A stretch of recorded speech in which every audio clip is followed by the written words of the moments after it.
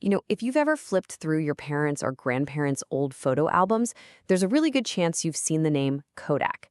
For, gosh, over 100 years, they didn't just sell cameras. They basically sold memories. They were a giant. But this is the story of how that giant fell, and fell hard. So let me ask you a question and really think about it. What if you invented the future? I mean, you literally held it in your hands, and then you just chose to ignore it. It sounds kind of crazy, right? Like something out of a movie. Well, for one massive company, that wasn't some hypothetical question. It was their actual reality. And that one decision turned one of the most powerful brands in the world into a cautionary tale, one that we can all learn from. So let's dive in, right from the beginning. Okay, so to really understand how Kodak could fall so spectacularly, you first have to get just how huge they were. How did they build this massive empire? Well, it all came down to a simple and honestly a brilliant business model called the razor and blade model. The slogan right here, this was their magic formula. You press the button, we do the rest.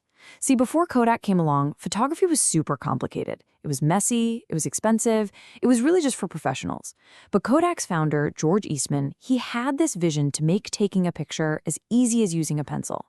And with that simple promise, he opened up the world of photography to literally everyone. So here's the secret sauce, the razor and blades model. It's actually a pretty simple idea. Imagine a company sells you a razor handle for like almost nothing. It's a great deal.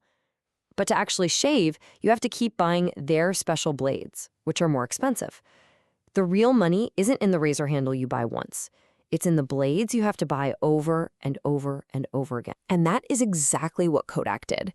Their cameras, those were the cheap razors. They didn't make a ton of money on them. But the film, the photo paper, and the developing chemicals, those were the high-profit blades.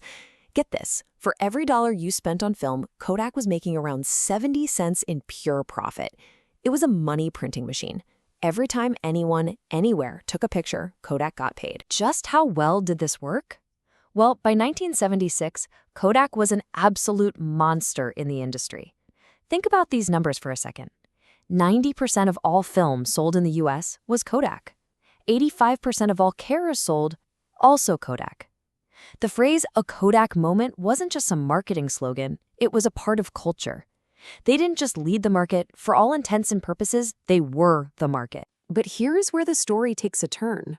Right at the absolute peak of their power, something happened inside a Kodak laboratory, an invention that should have guaranteed their success for the next 100 years. Instead, it planted the seeds for their complete collapse. Okay, check out this timeline. It all starts way back in 1975.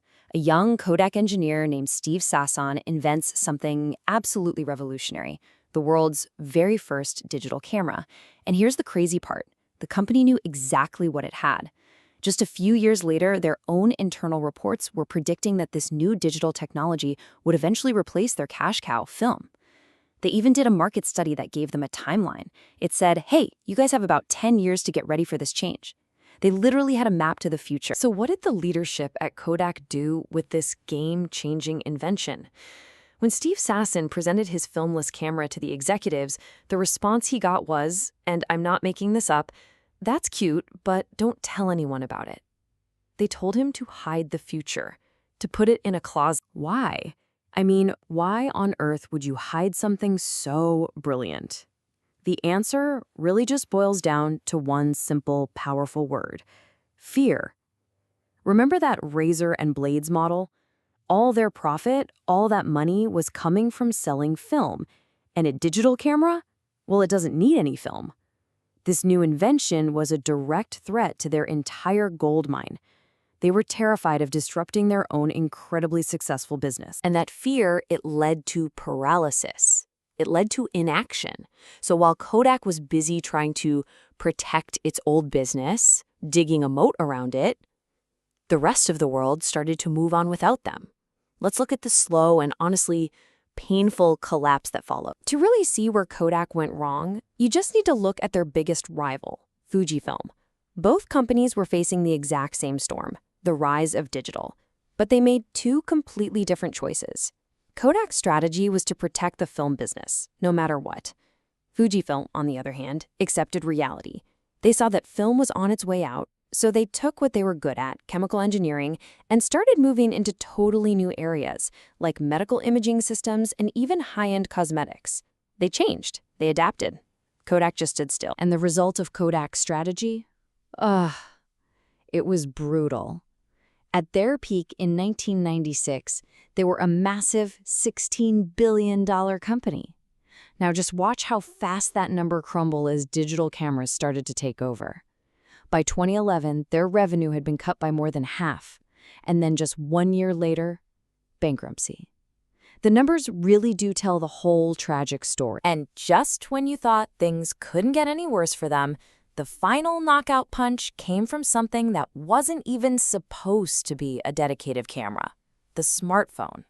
The little camera in everyone's pocket got so good so fast that it completely wiped out the market for standalone digital cameras, which was the very market Kodak was finally and way too late trying to enter. And it all came to a crashing halt on this date, January 19th, 2012. The 133-year-old company that literally taught the world how to capture a Kodak moment officially filed for bankruptcy. The end of an era. So, okay, why does this story from the past still matter so much today? Because Kodak's failure isn't just about some old company. It is packed with incredibly powerful lessons about success, about failure, and about how to handle change. Lessons that apply to every single one of us. We can really boil it down to 4 huge lessons. First, embrace disruption. Don't hide from the thing that threatens to change everything. Second, adapt or die. It's that simple. It's the choice Fujifilm made and Kodak didn't. Third, listen to your innovators. Empower them. Don't tell them to hide their best ideas. And finally, number 4, and this is a big one, don't let your past success make you lazy and complacent. It guarantees you nothing about tomorrow. So here is the main takeaway. The one thing to remember from all of this. Kodak's failure was not a technology problem. They invented the technology. It was a failure of leadership. It was a failure of imagination. They were so busy protecting what was making them rich today that they couldn't bring themselves to build what would make them successful tomorrow, even when they were holding the blueprints in their own hands. So I'll leave you with one final question to think about. For Kodak, their film business was that super profitable thing they were too afraid to let go of. So what's the film business that we're clinging to today? You know, in our schools, in our careers, maybe even in our own personal lives. What are we afraid to change, even though we can see the future coming?